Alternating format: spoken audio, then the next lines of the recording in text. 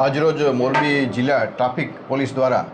મોરબીના શહેરના જુદા જુદા વિસ્તારમાં ટ્રાફિકની સમસ્યા નિવારવા જે ગલી રસ્તા અને જૂના સાંકડા રસ્તાઓ છે એમાં લોકો પોતાના વાહનો છે એ બિનજરૂરી રોંગ સાઈડમાં ચલાવી એવી જગ્યાએ પાર્ક કરે કે જે ખરેખર ટ્રાફિકને અડચણરૂપ થાય છે. તો તેવા માટે આજે અમે ટોઈંગ માટેની 2 ટુ વ્હીલર્સ માટેની એક વાહન અને 4 વ્હીલર માટેની એમ 2 વાહનો છે આજે ચાલુ કરેલા છે, જેમાં ટ્રાફિક બ્રાન્ચ દ્વારા એનું સુપરવિઝન કરવામાં આવશે અને કલેક્ટર સાહેબના જે જાહેરનામા છે એ મુજબ જે જાહેરનામું બહાર પાડેલ છે એ વિસ્તારોમાં જ્યાં લોકો ગેરકાયદેસર રીતે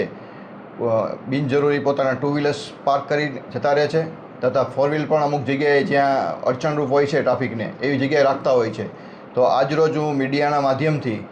મોરબીના શહેરીજનોને કહીશ કે પોતાના વાહનો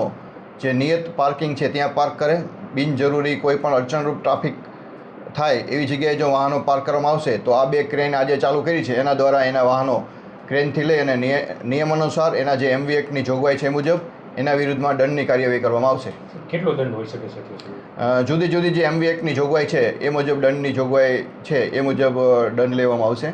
તો આજના શુભારંભ કરેલ છે બંને જે વાહનો છે એ શહેરના જુદા જુદા વિસ્તાર A ડિવિઝન B ડિવિઝન વિસ્તાર છે જ્યાં ટ્રાફિકની સમસ્યાઓ છે ત્યાં ટ્રાફિકના કર્મચારીઓ સાથે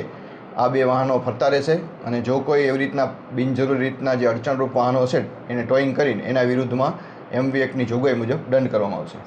મહાનગરપાલિકા દ્વારા સમયાંતરે જે પણ પાર્કિંગ પ્લોટ નક્કી કરેલા છે ત્યાં એના વાહનો લોકોને કહેવામાં જ આવેલું છે કે આ જગ્યાએ એના વાહનો પાર્ક કરો, છતાં લોકો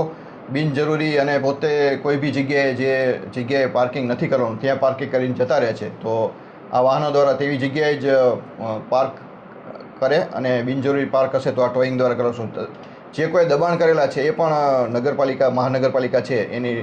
જે દબાણ હટાવ શાખા છે એની સાથે રહી અને ટ્રાફિકની ટીમ દ્વારા એ પણ દબાણ હટાવવામાં આવશે.